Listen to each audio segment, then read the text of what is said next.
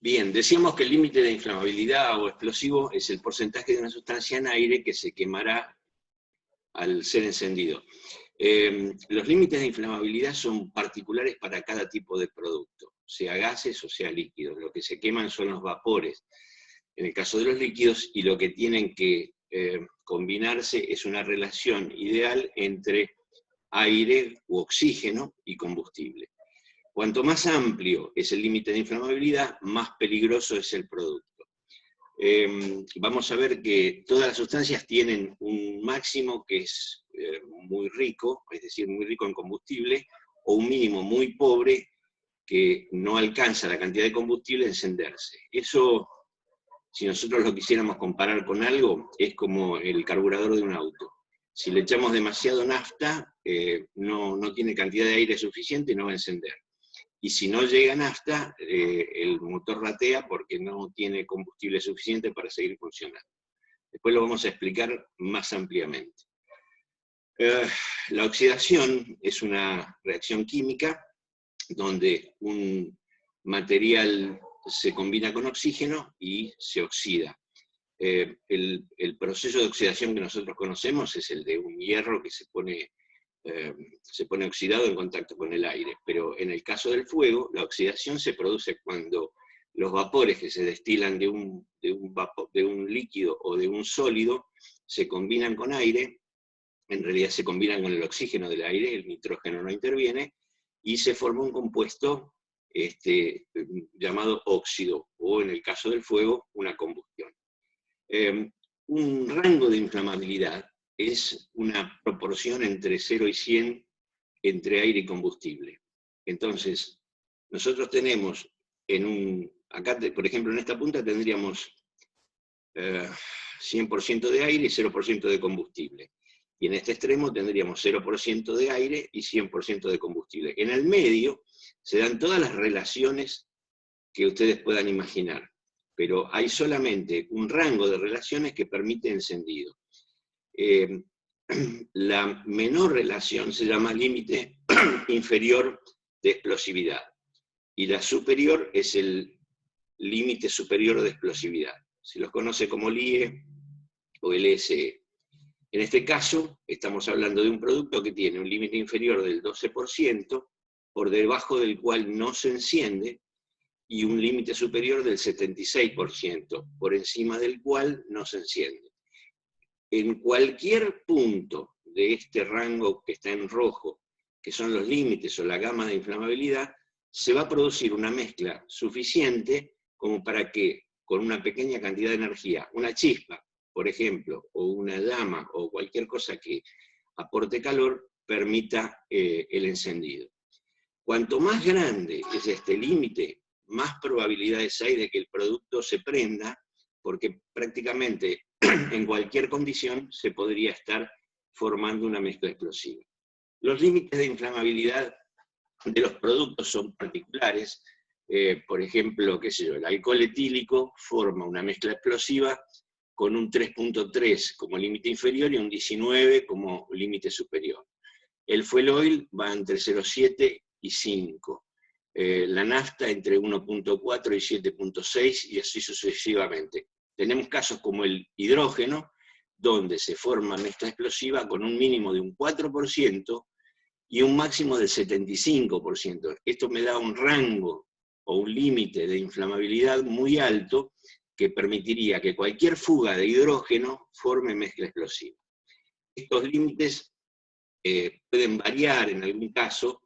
Aquí hablamos de 5,3 a 15, pero podría ser de 5,8 a 16. Depende cuál sea el método por el cual se obtuvieron o la bibliografía que ustedes estén consultando. Lo importante es tener una idea de lo que se llama límite o concentración de inflamabilidad. El más peligroso de todos es el acetileno, que forma mezcla explosiva solamente con un 2,2 de acetileno en aire y hasta el 85% de acetileno en aire. Es decir, estamos en un punto donde si lo normal de aire en el ambiente es el 21%, aquí estaríamos necesitando solamente el 15% de aire para que pueda formarse mezcla explosiva. Esos son distintos rangos de inflamabilidad o de mezcla explosiva que se dan en los distintos combustibles. Hay un punto llamado de autoignición, que es cuando es una temperatura a la cual un producto se calienta lo suficiente como para autoencenderse. Aquí no necesariamente vamos a necesitar un elemento externo que provoque la energía de activación. Esto, si yo puedo calentar un combustible con vapor, por ejemplo, y lo elevo a la temperatura suficiente como para que se autoencienda, no hace falta que yo tenga una llama, un fósforo, un algo, una chispa que lo prenda. Solamente por el calentamiento se va produciendo. Esto, si nosotros quisiéramos dar un ejemplo, sería el funcionamiento de un motor diésel, donde el pistón lo que comprime es aire. Al comprimir el aire, que es un gas, ese gas se calienta, y cuando inyecto el combustible se prende porque el aire está supercalentado. Esto sería un ejemplo de lo que podríamos llamar punto de autoignición. Para obtener este punto de autoignición, lo que se hace es tener un matraz que se va calentando el producto y se va evaporando, y se le agregan gotas del combustible hasta que se autoenciende sin que haya ninguna fuente de calor externa.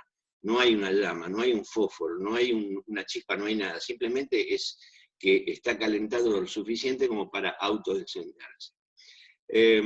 Las temperaturas de autoinflamación de cada producto suelen ser bastante altas. El hidrógeno, por ejemplo, se autoenciende a 580 grados, el acetileno a 335, el hexano a 237, el gas natural, el tolueno a 552. Es decir, son temperaturas que están establecidas por un rango de obtención de un método de obtención de ese sistema de autoignición, y que están tabulados para que uno sepa que si eleva la temperatura de un producto o lo pone en contacto con la temperatura suficiente, se puede autoencender.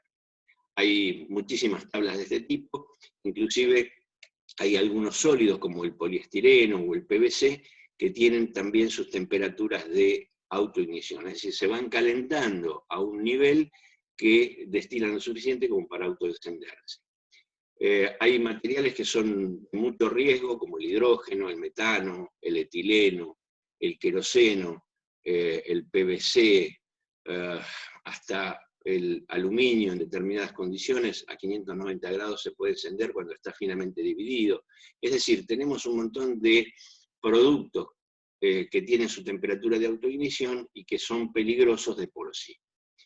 Acá hay una definición que es importante, que nosotros tenemos que tener en cuenta siempre. Los líquidos normalmente se dividen en dos grandes grupos, que son los inflamables y los combustibles. Los inflamables son aquellos que tienen un punto de inflamación, un punto de encendido, por debajo de los 100 Fahrenheit, 37.8 grados centígrados. Todo lo que se enciende por debajo de 37.8 grados centígrados se los considera líquidos inflamables.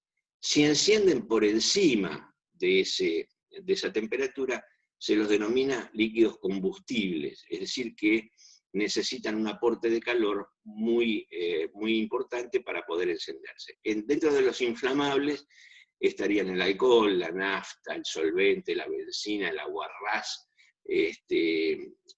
determinados tipos de alcoholes, el alcohol etílico, el isopropílico, el butílico. Y los líquidos combustibles son más conocidos porque pueden ser el gasoil, el aceite, el queroseno, el diesel oil, el agricol, es decir, productos que en general son productos pesados. Uno podría identificarlos de alguna manera en que los líquidos inflamables en general son de color muy claro. El alcohol, la benzina, el aguarrás, el solvente, suelen ser transparentes y suelen tener un color muy claro, muy límpido. Inclusive a la nafta se le agrega color. Recordemos que la nafta común es azul, la nafta especial tiene un color verdoso, pero son colores agregados para identificarla fácilmente. En cambio, los líquidos combustibles suelen ser pesados, suelen ser como el diésel-oil o el queroseno, tienen colores oscuros, y es una forma de identificación. No es universal, pero sirve como para que uno pueda tener una idea. Recordemos, entonces, inflamables cuando se prenden por debajo de los 37.8, y combustibles cuando se prenden por encima de los 37.8. Una temperatura importante también es lo que se llama la temperatura de combustión o temperatura de llama.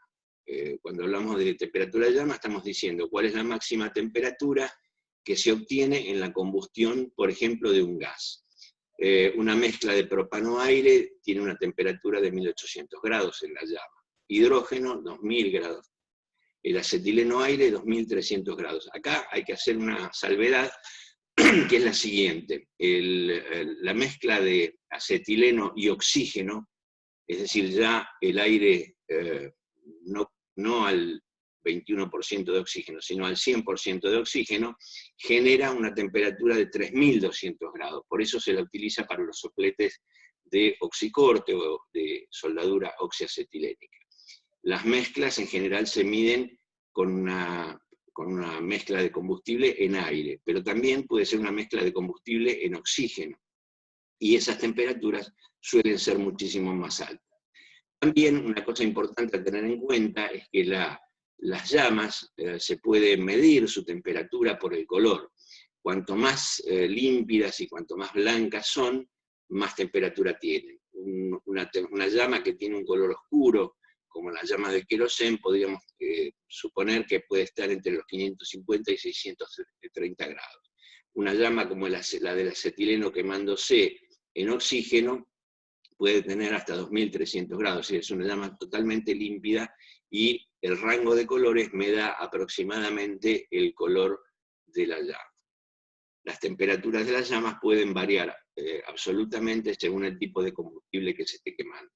Algunas mezclas se pueden medir o se pueden comprobar, por ejemplo, quemando gas en un mechero Bunsen, donde nosotros tenemos la entrada de aire cerrada y el color de la llama va a ser oscuro y va a tener una temperatura relativamente baja porque la combustión es incompleta. Cuando nosotros abrimos la entrada de aire, vamos a tener mucha más temperatura y un color muy claro en la llama. Esto se nota de alguna manera en un mechero de gas de una cocina. Cuando la llama es amarillenta y te deja tizne en las ollas, es porque le está faltando entrada de aire. Cuando la entrada de aire es correcta, la llama suele ser muy celeste y muy límpida.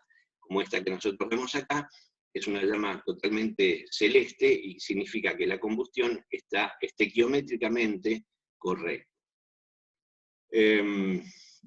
Los rangos de inflamabilidad, según sea un método u otro, pueden tener alguna variación.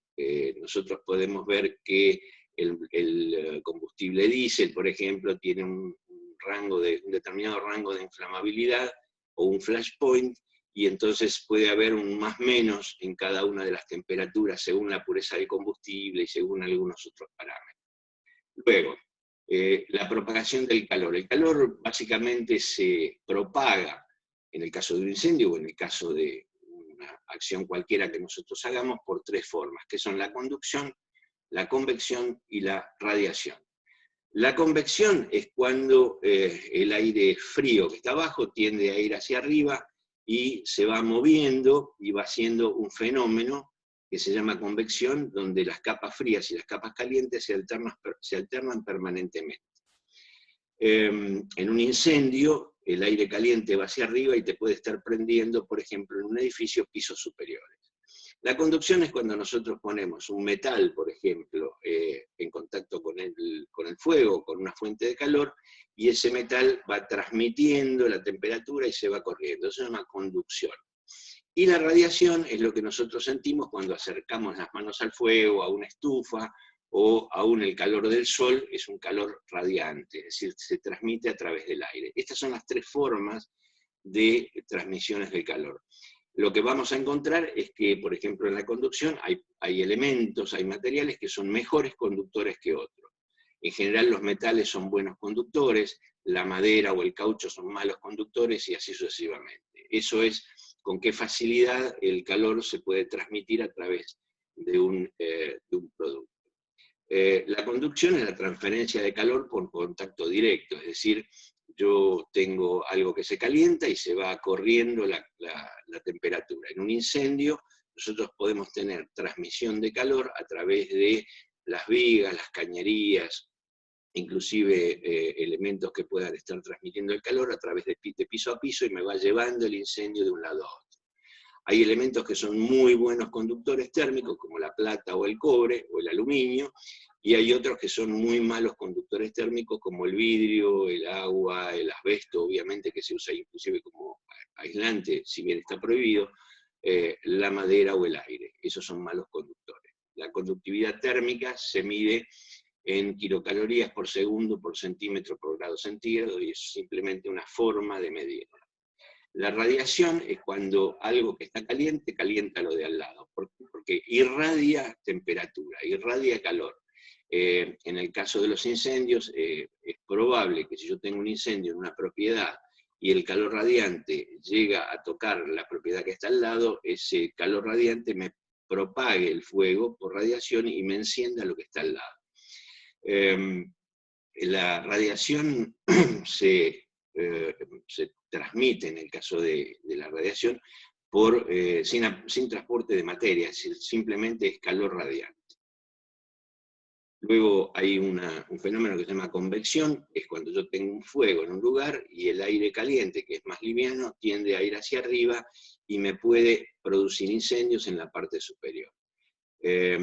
Los líquidos y los gases no suelen ser buenos conductores del calor, pero pueden transmitirlo eficientemente por convección. De hecho, en los incendios, el calor por convección se traspasa o se transmite a través de aire caliente y de los gases y humos de combustión que van ascendiendo y van produciendo incendios en las partes superiores, por ejemplo, de un edificio.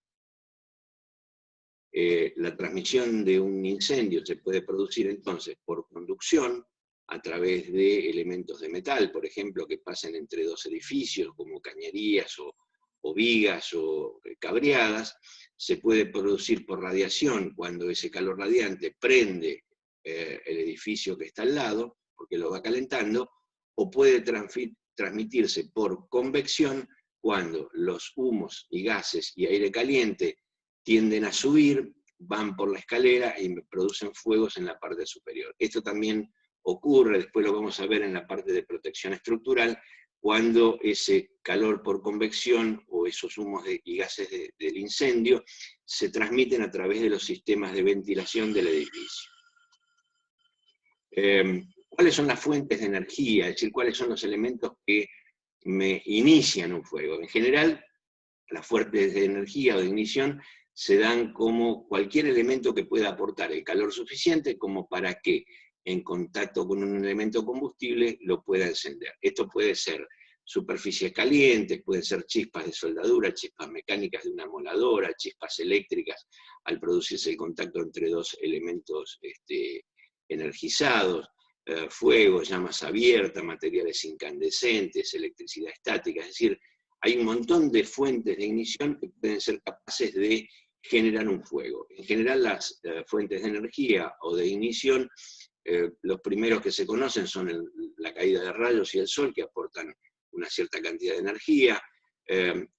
Fuentes eléctricas pueden ser chispas, arcos de soldadura, cortocircuitos, sobrecalentamientos de instalaciones, recargas, llamas abiertas como velas, hornos, quemadores, combustores, trabajos de soldadura porque hay llamas y hay conducción de calor, fuentes mecánicas como las chispas, los rozamientos, los impactos, la fricción, fuentes químicas como las reacciones exotérmicas o la fermentación de productos naturales, material de fumadores como fósforos, cigarrillos arrojados, y hay una cantidad de fuentes de calor que me dan algún tipo de indicio en cuanto al riesgo. La electricidad en general es la que mayor cantidad de principios de incendio produce, la fricción y los rozamientos, las chispas metálicas y así sucesivamente, podríamos estandarizar algún tipo de esos elementos. Muy bien, con esto terminamos la parte de físico-química del fuego y seguiremos en adelante con algún otro tipo de clase como para poder seguir y continuar con esta cátedra. Muchísimas gracias.